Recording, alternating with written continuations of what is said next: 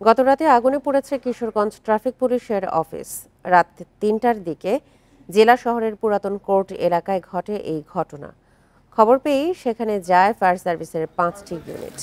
পরে ৩ ঘন্টার চেষ্টায় সকাল ৬:৩০টার দিকে আগুন নিয়ন্ত্রণে আসে। এ সময় কেউ হতাহত না হলেও পুড়ে গেছে সব নথিপত্র ও আসবাব।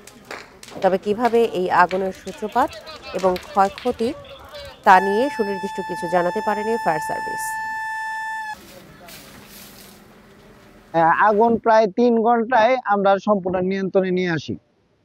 আর ট্রাফিক অফিসের সাথে সাথে ছোট একটা ব্যারাক ছিল, এবং ট্রাফিক অফিসে অফিসের যত কাগজপত্র এবং ছিল সেগুলো পুড়ে গেছে।